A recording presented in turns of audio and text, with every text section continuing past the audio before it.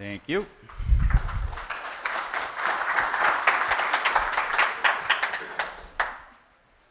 Well, good morning, everyone.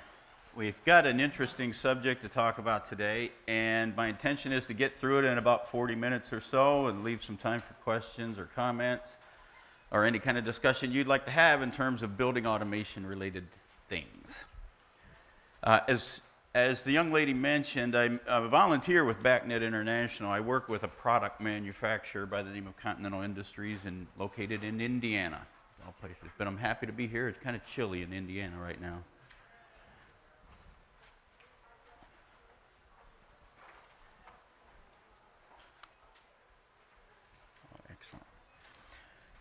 At the end of the session, you'll have an opportunity to evaluate whether we've met the learning objectives for this session, so let's just review what they are.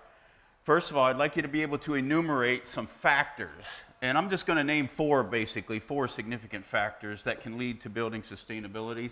I want you to be able to justify how automation can help you achieve higher energy efficiency in particular, and I want you to be able to state why we talk so much about BACnet and that standard and its importance. I want you to be able to state why that system of doing things, that standard, if you will, is a much more sustainable standard than other alternate methods you might have in place. Everything is turning green, isn't it? And whether we like it or not, we're being invaded by things green. And some of us like it, and some of us not so much. But it's coming. Let's start off with some definitions. What is a building automation system?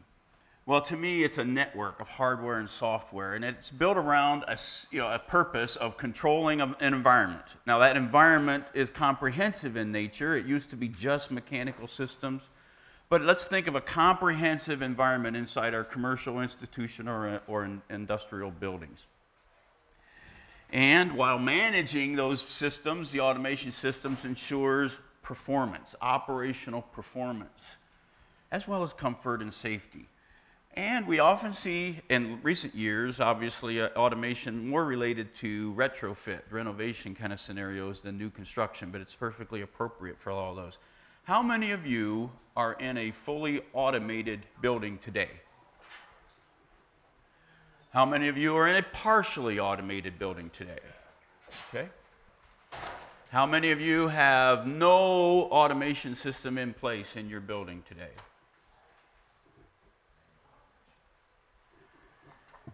Yeah, and a lot of that depends on where you're from, by the way. I worked with a product manufacturer, which I left just a short time ago, who made pneumatic components. And you wouldn't believe the number of pneumatically controlled buildings that still exist today with no digital automation system on top of them. But they're out there. All right, another definition. And here, by the way, is a picture of building automation kind of behind the scenes. Most of the things that you see related to a building automation, does this thing have a laser? Yeah. Here are related around the notion of there's a central point of control. There are sensors, and then there are systems that are being controlled. Most of the times within a building, of course, you're interacting with very few aspects of the automation system. You might interact with the operator workstation, or you might see some sensors on a wall. But most of the products, of course, are behind the scenes in mechanical rooms, etc. Here are some related terms, which I think it's important that you at least understand so that when you hear them, you know, okay, what are we really talking about? The term that all the marketing research firms use, by the way, is this one, building automation and control systems. So that's the official encyclopedic definition, by the way.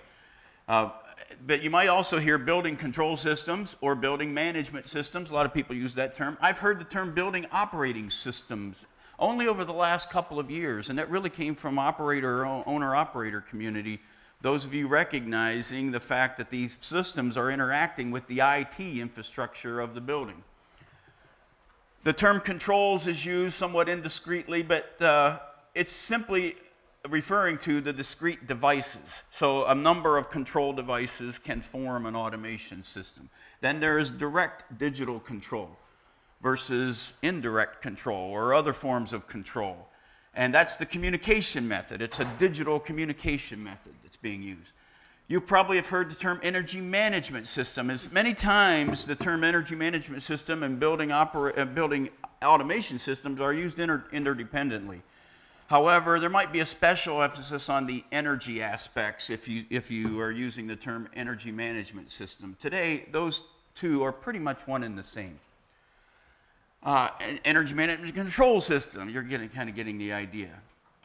And to me, well, a smart building is one that has at least some form of automation in place. And by the way, we have another session tomorrow in this same room about intelligent buildings, and we'll talk more about that there. What about sustainability? Any thoughts? What does sustainability mean to you? Any thoughts? Consistency. Repeatability, perhaps. What else?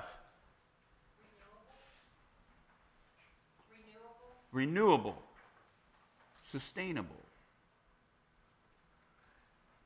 To me, it means engaging in practices that lead to long-term viability, things that are going to be good now and for the future. It's practices that provide for that future without necessarily sacrificing anything in the present. The end game for sustainability in terms of our facility is having a building that requires no more from its environment than what it can return to the environment. Now that's a significant hurdle, isn't it? But we're getting there. Here are a couple of examples. You might have heard the term net zero energy. By the way, whoever makes up these terms out there has decided that's not the proper term, and it's now zero net energy. They've added a little hyphen, flipped the word around. So ZNE is the new acronym, zero net energy. Again, I wish I knew who did these things so I could talk to them about it. We just get used to one and they change it.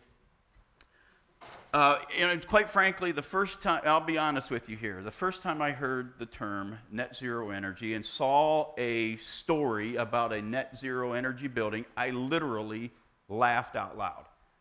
It was a shack out in the middle of the forest, not a commercially viable facility by any means, that was net zero energy. And I said to myself, come on, people, this is not what we're really aiming for here.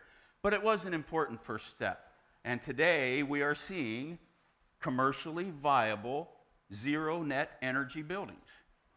And we'll see some examples later.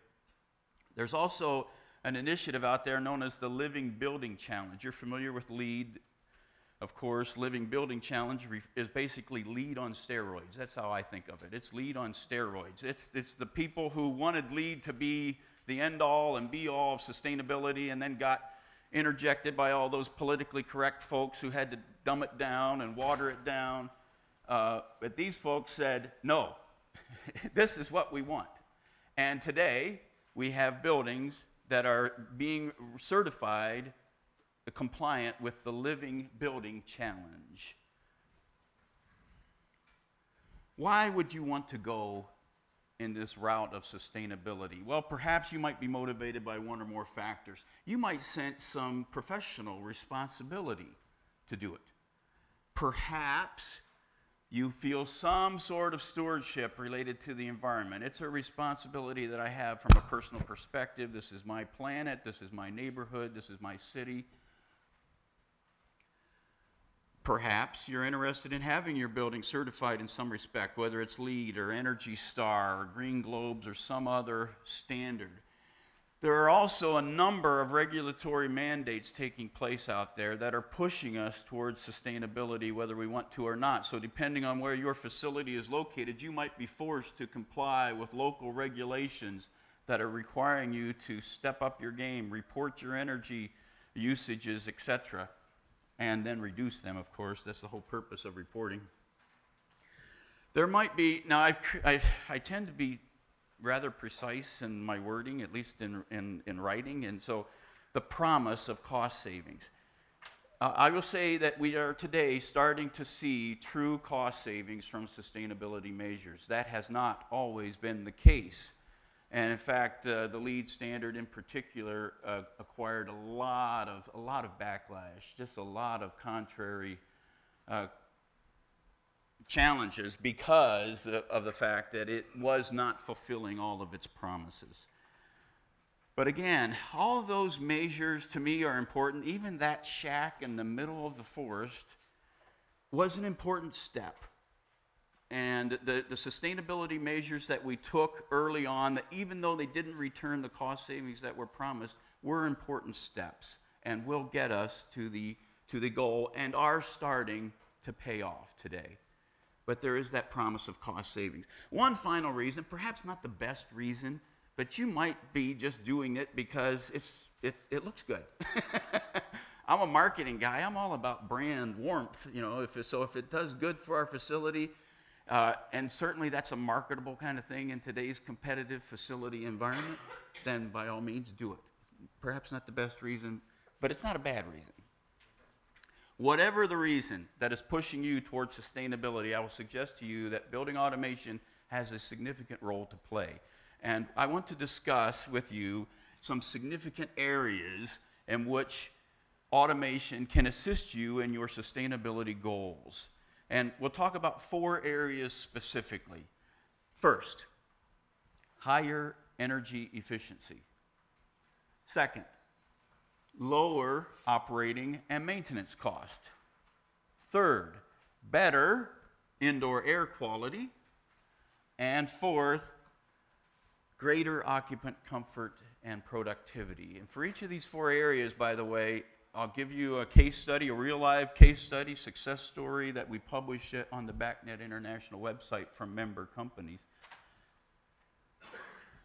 And because I have a sense of humor, I like to introduce each of these topics with some sort of a cartoon. So this is the funniest it's going to get in this presentation. So, you know, if you don't break a smile, chuckle a little bit, I'll have to break out one of my funny stories and fill in some time that way. So here's a guy that knows how to save energy. Agree? All right. Let's talk about some specific practices that you can employ in terms of saving energy. Scheduling is an easy one. It's something that we've done for many years, and yet you would be amazed by the number of facilities that are not operating the way they were planned to be operating. That is, the schedules have been overwritten or manually modified in one way or another, and as a result, it's an incredible waste of energy. It is estimated that just by scheduling alone, you can save about 10% energy cost. Because scheduling enables us to avoid the wild swings. Mechanical systems are like you. You don't just jump up in the morning and eat a big breakfast and then go out for a marathon run. You know, you've got to modify your behavior according to what you want to do in a particular day. Mechanical systems are predictable kind of things, and wild swings in their run times, for example, are not necessarily what makes them happy campers. And also levels out the demand for energy, which can directly affect your cost for energy, especially depending on where you live. But you would be surprised, once again, we see not only buildings, but systems, pieces of mechanical equipment, for example, whose schedules have been overridden and programmed that is no longer functioning the way it was initially planned to be functioning. So, scheduling, hint number 1. Hint number 2 for increasing your energy efficiency. You want to perform some kind of occupancy-based control. Now, this is easy to achieve today. There are a number of sensors that are out there today. You can effectively sense occupancy today through any number of systems. And then you can verify that occupancy, tie it into the security and access systems or CCTV systems to verify that occupancy. Occupancy-based lighting is most common. You can walk into a vast number of offices today in a commercial office space where there is a sensor either in the lighting system or on the wall that's tied into your temperature sensor that has a motion sensor built in that automatically operates your lighting. Again, it can be tied in to the access system, such as when a person swipes their card to enter the building, the system is intelligent enough to know what hallways need to be lighted, what office needs to be turned on, the mechanical systems that need to be activated.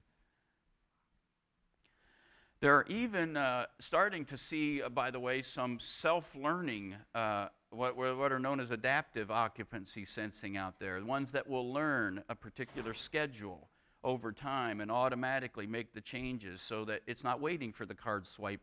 It's not necessarily waiting for you to enter the room. It knows you're coming in at 8:15 and you're going to be there, or that floor is typically activated around that time, that particular zone.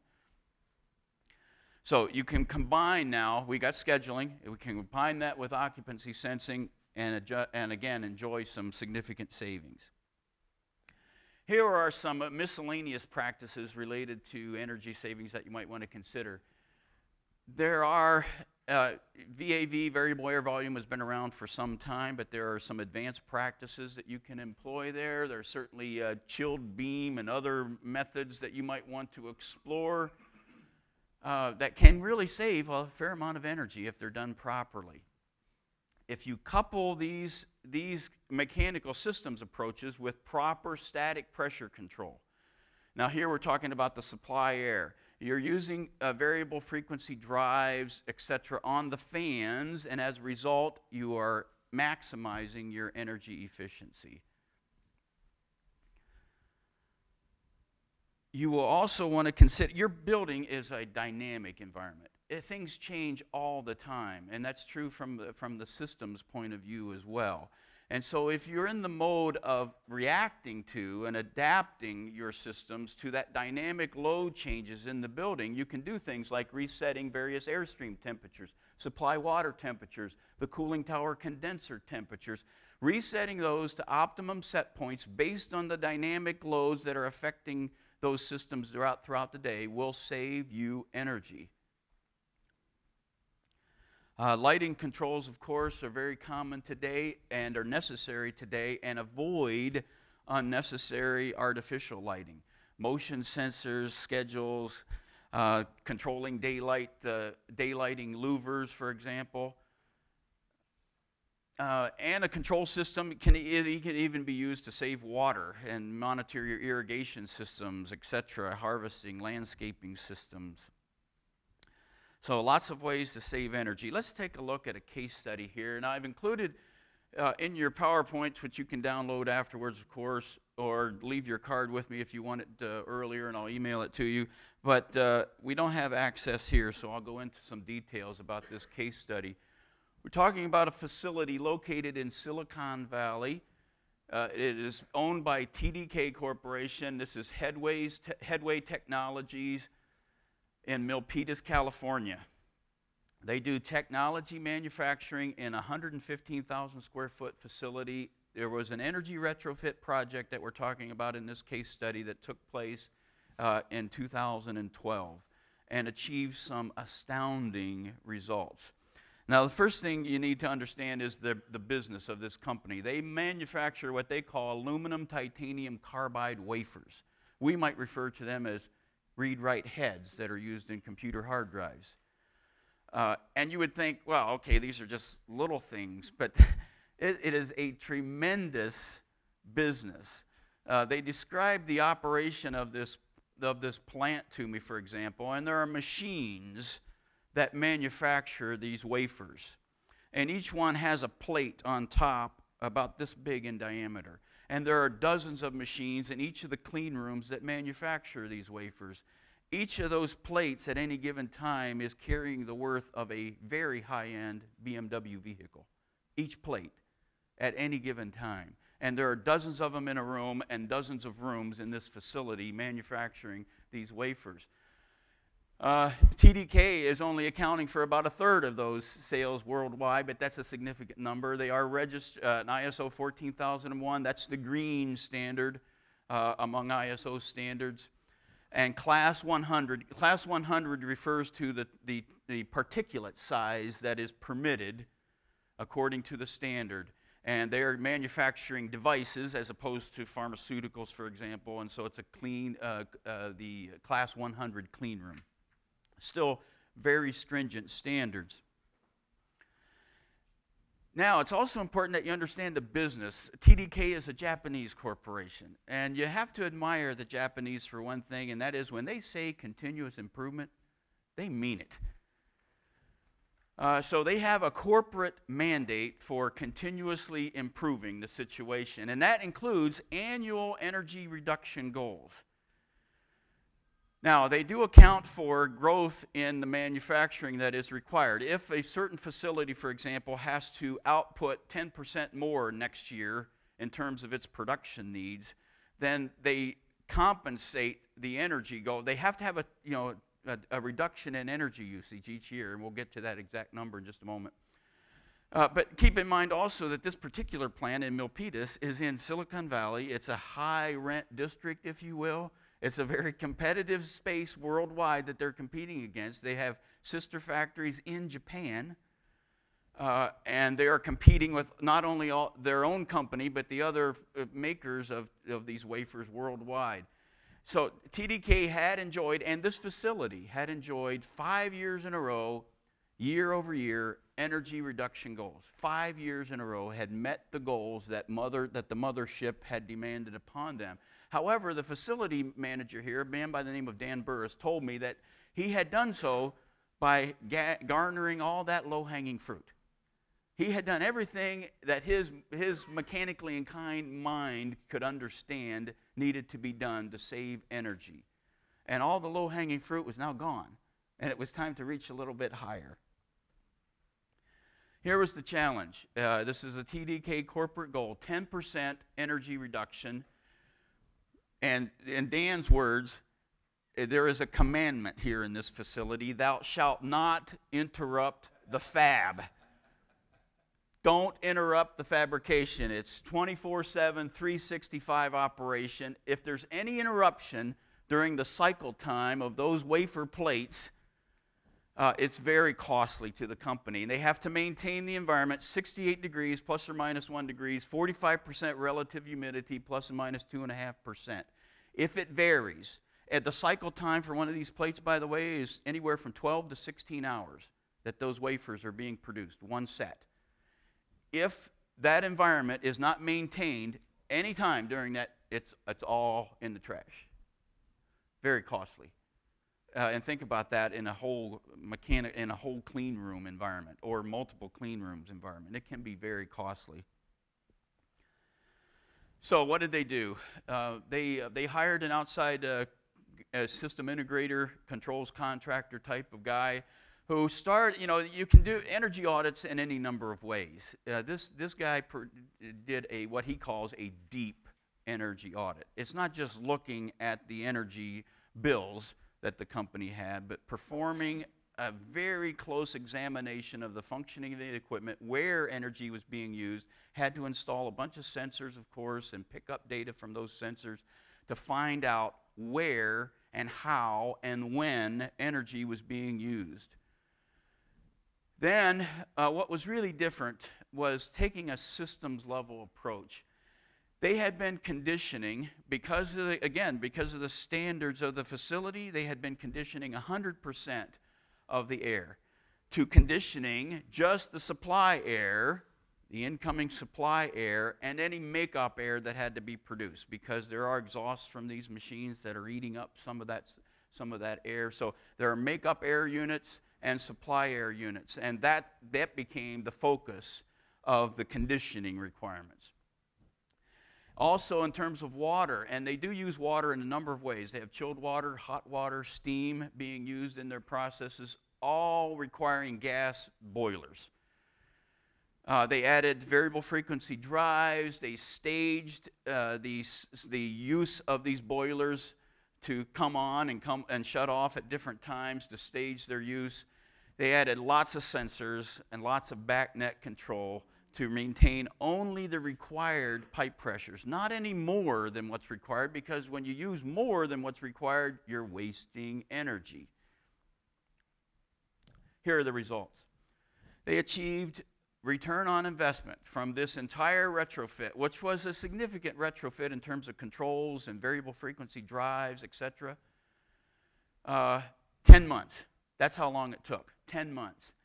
in that time, and this was as of the end of last year, haven't seen the numbers for this year yet, they went from 5.4 to 4.4 megawatts continuous demand in electricity, saved themselves $800,000 directly, and then PG&E stepped in and said, we like what you did here, and here's a rebate check for you. That is the largest rebate check PG&E has ever issued, at least in Silicon Valley, a $633,000 check. And the mayor of Milpitas even recognized them for some significant reductions in CO2 based on their reductions in energy usage. Here you see that is in the center holding the check. That is Mr. Dan Burris. He's the facility director there, and his boss to his right, and you see that Chinese connection. To his left, by the way, that's Alan Pong of the system integrator who helped him achieve that energy savings. So again, significant energy savings. Let's move on and talk about lower operating and maintenance costs. And once again, a little bit of a cartoon to entertain us.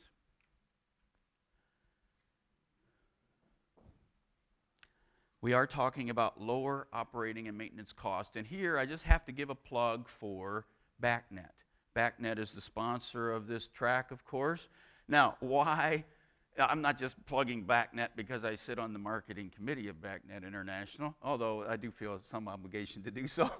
But BACnet is built up front for system level thinking, and so if you really want to lower your operating and maintenance costs, you want to choose a system that has an open standard of protocol. What's the problem if you don't have an open standard? You're tied into a particular manufacturer or a particular contracting partner. Should your relationship ever dissolve there, you've got a costly replacement of the entire system. But in an open system like BACnet, you can employ any number of contractors. You can use the equipment, the devices rather, from any number of manufacturers, and they will all harmoniously talk to one another.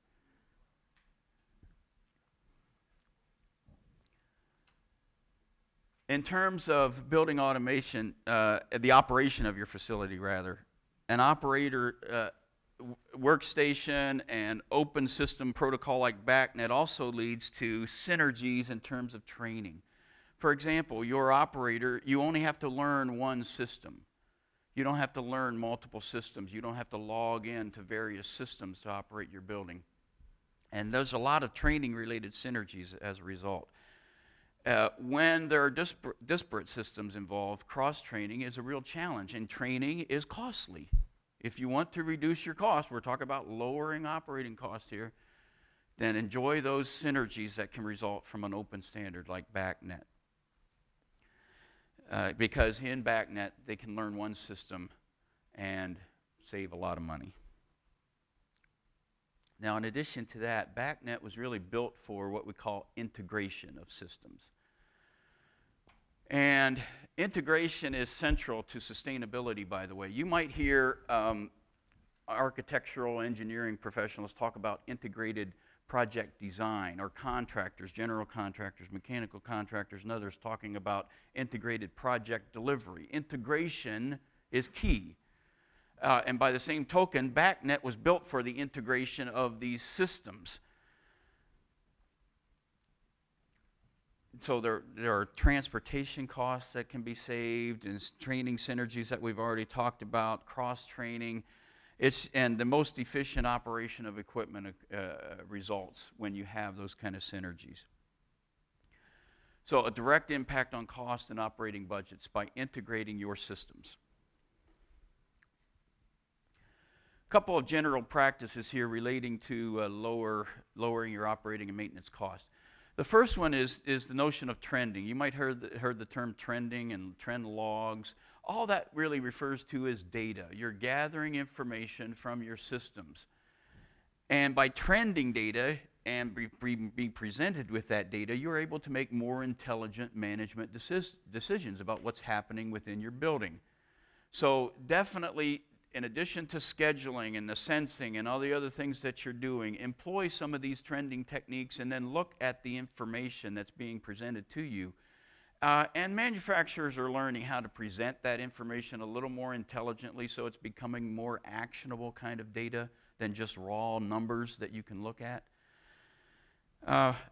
And also in relation to BACnet and control systems and automation in general, there are a lot of sensors out there, alarms, notifications that can be sent well ahead of time before a disaster occurs. Something is now out of tolerance. You need to go tend to it before it becomes a problem. Certainly a way to lower your operating and maintenance cost. Oh, there's lots of other things here. Network monitoring, troubleshooting via the internet. That's very common today in today's automation systems, and that's a good way to reduce service calls.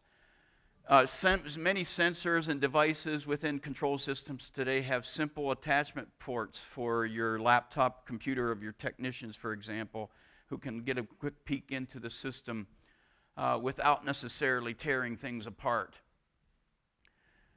And you certainly want to be looking at, if you don't already have some kind of current sensors in your facility, you certainly want to be looking at those. Current sensors provide very valuable data about the energy that's coming in and where it's being routed to, how it's being used, etc. There is one specific practice I want to call to your attention here, only because there is a website set up, and again in your presentation you can link to that advancedrtu.com website. And a number of manufacturers have gotten together here, but created a fair amount of good information related to this practice of retrofitting or replacing. That's the question. Do we replace or repair these rooftop units?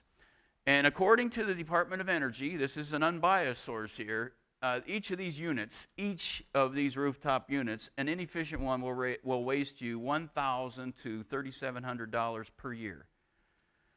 So the question becomes, do we retrofit with controls or do we replace the unit? And there are a couple of criteria there that are pointed out for determining what you should do. If it's 7 tons or greater than 7 tons and less than 10 years old, has a constant speed fan, and in generally good working condition, you expect to get another 5 years of it, you probably just want to retrofit it with some controls, and you can enjoy some cost savings that way. If it's, on the other hand, greater than 10 years old, using old refrigerant, in poor operating condition, etc., it's time to replace. And if you become part of if you go to that website, by the way, they'll ask you to join the challenge, and there are incentives out there, a number of incentives that are in place depending on where you live, that you can enjoy some of those practices.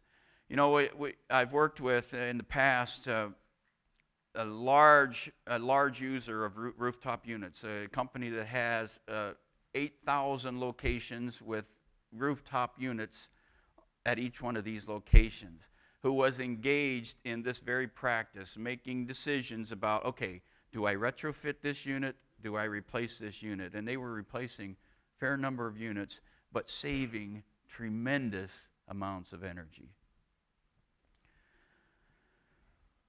Lighting system retrofit practices. This is often referred to as the low-hanging fruit in energy savings. It's an easy thing, fairly easy thing to recognize, jump into, but I would just ask you to be careful. In addition to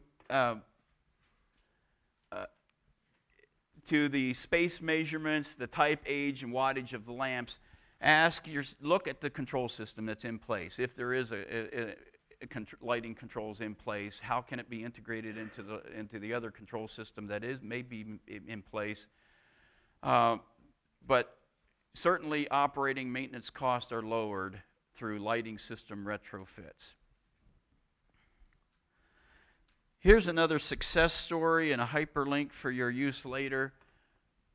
Here's a pharmaceutical company, biomedical manufacturing, located in Turkey. 400,000 square feet. They were doing a phased expansion, one phase at a time, completed in 2012. Now here we're talking about class 1000 clean rooms because they are manufacturing things that you put into your body. A little more stringent requirements. They also have to comply with Title 21 CFR Part 11 pharmaceutical standards. Stringent reporting required. And what kind of reporting is required? Lots and lots of data.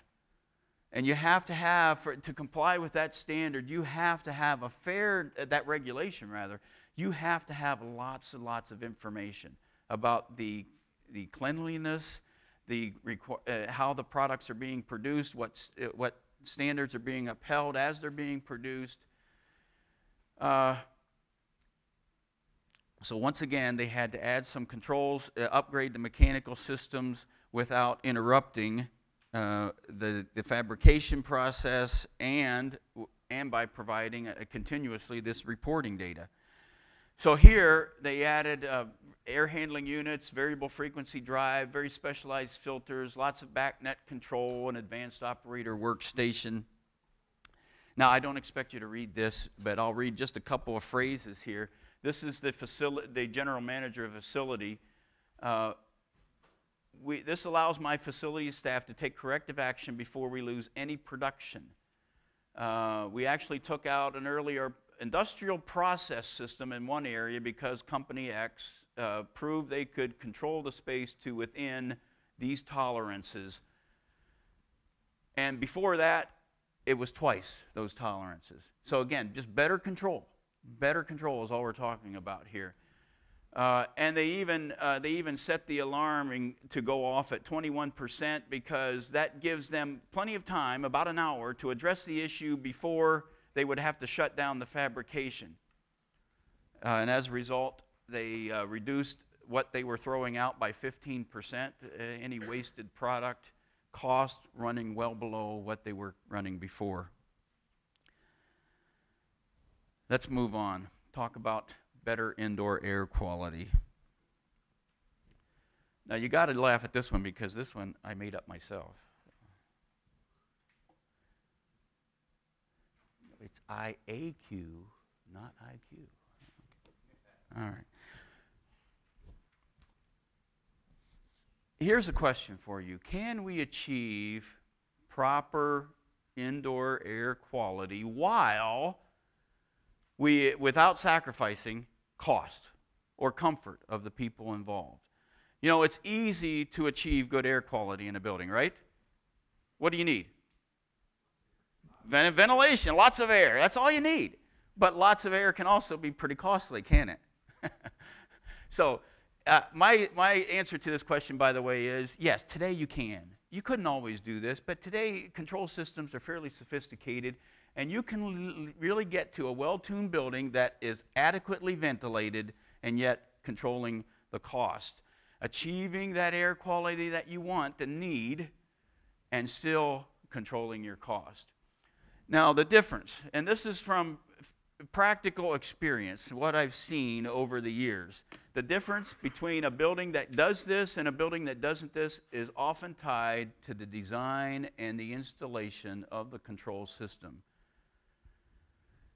The upfront work is important, and therefore in BACnet International we've produced a little document, by the way. It's referred to as qualifying your controls provider, your system integrator provider. I have some hard copies here. You can also leave your card for me and I'll email it to you.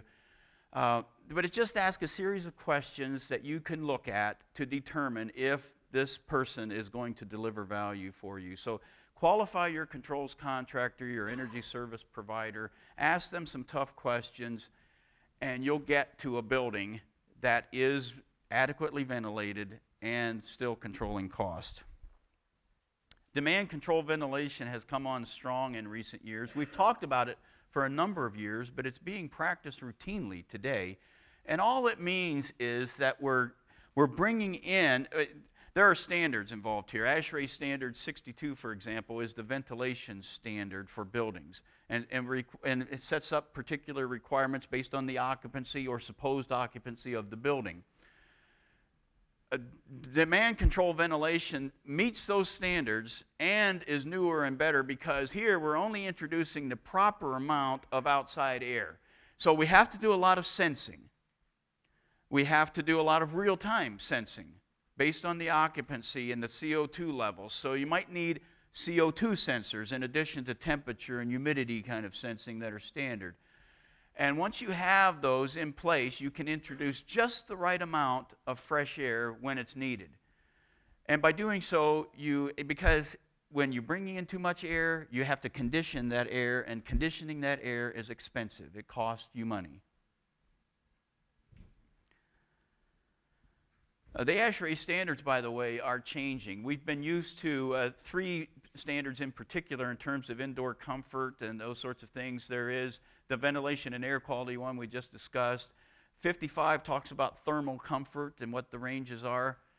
And 90.1 addressing overall energy usage and efficiencies within a building. But ASHRAE has been moving now for the last 4 years or so towards 189.1. They now have, and lots of people thought that this was going to try to compete with LEED, and it really hasn't. It really wasn't meant to. In fact, just recently, there has been a new letter of agreement between the USGBC and ASHRAE and a couple other organizations to adopt this as the ultimate green building standard. In other words, this becomes written into codes that are used locally that help you achieve the LEED certification. It doesn't change what LEED does. It just enables you to get to that LEED certification if indeed that's your goal. And like LEED, it is organized in those categories that are very similar to, you see the word sustainable sites in the LEED standard. Well, there's site sustainability here. But again, it's to create the standard, the codes, the legal regulatory environment that will get you to the certification. Here are some general practices related to air quality. Lots of sensing. CO2, CO, or carbon monoxide sensing, those are pollutants that you have to avoid. So in addition to those temperature, humidity, airflow sensors, you're adding some sensing capabilities. Control systems can also monitor the environment during emergencies, fire and smoke and that sort of thing, shutting off and opening up proper things. And all those fresh air dampers, natural ventilation.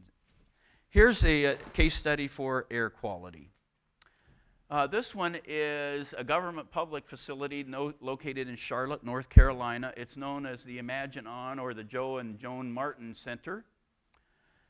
It was completed in 2010, 113,000 square feet. Here's the scenario. There were 2 different facilities in Charlotte that were running out of space. They had the Public Library of Charlotte and Mecklenburg County and the Children's Theater of Charlotte. They decided collectively that they could combine these 2 facilities into one new facility, and that's resulted in this Imagine On Center that you're seeing some photos of here. Now think about an environment that we have here. We're talking about air quality once again. So there's a theater, there's a library, there are office spaces, there are open atriums. It's a diverse environment. And it all has to be regulated properly and ventilated properly and save energy accordingly, etc. Aesthetics were very critical, as you saw by those photos, even to the design of the mechanical systems. And they installed a very nice backnet energy management system. You notice the term there, energy management system. We could have called it building automation system, but it was really focused on energy here. So they did some fancy things in the control systems, doing supply air reset control, static pressure reset control, fan speed modulation. All that is backnet controlled. In addition to motion sensing, they were doing precision controls to reduce energy use and increase savings by ensuring no space is over or under ventilated. There was concern here for saving energy, of course, But there was also equal concern in this case for good air quality. We're talking about children here. They're our future. We have to protect. We want them to be healthy and happy when they're in this theater or in the library.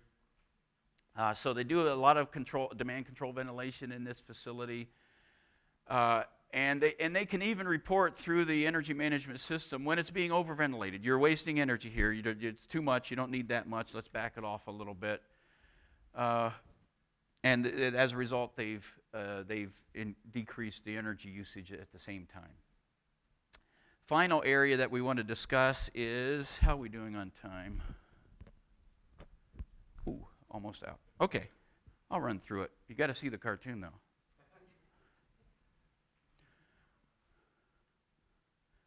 Smartphones amuse me. Smartphones really amuse me to no end. I often think of aliens looking down on us from above.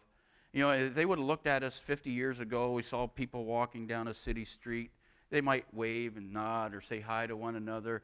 To fast forward to 15 years ago when you walk by, you try not to even glance at the person that you're walking by. To today, everybody's talking as they're walking by one another, but they're not talking to each other anymore. So I think the aliens would think that's humorous. Anyway.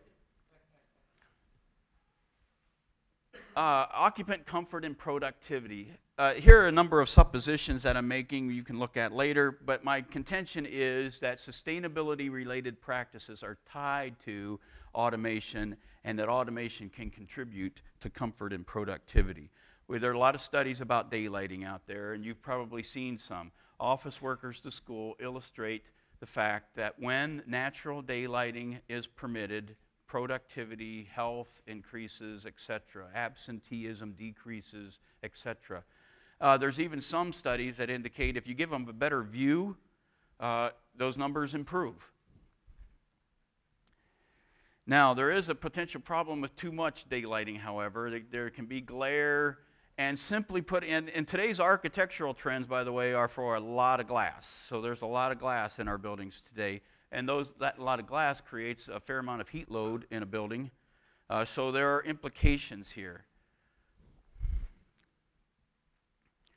Daylight harvesting says we're going to automatically adjust interior lighting based on the available exterior lighting, the daylighting that's available. And sensors, automation, schedules all make that possible.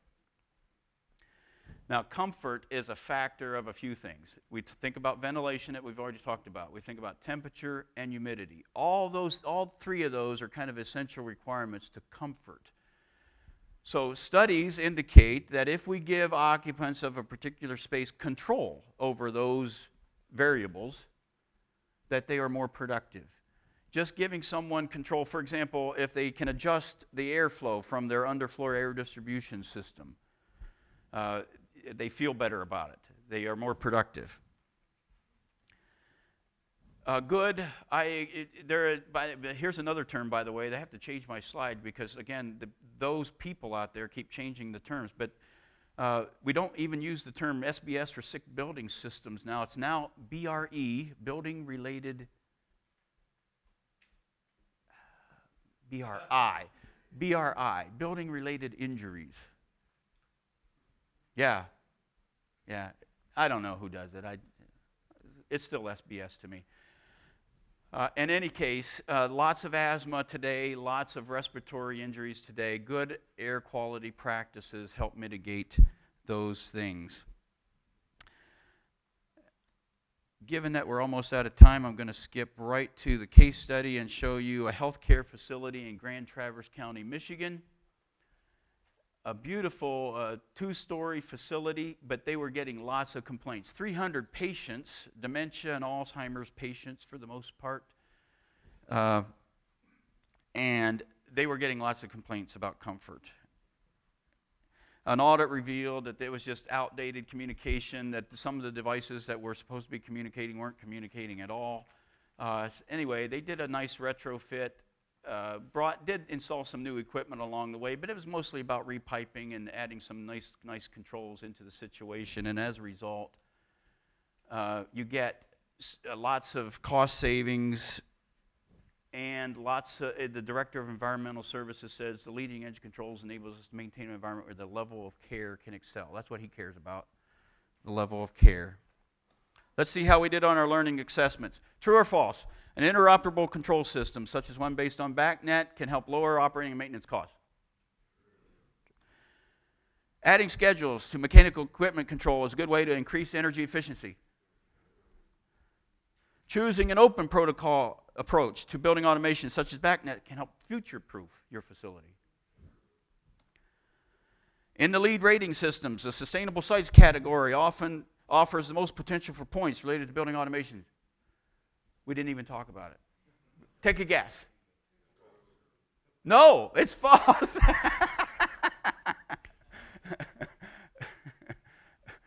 Energy. That's where all the points are in the lead. 35, 40 points for energy systems, and you need 90 plus points for certification, 35 points for energy.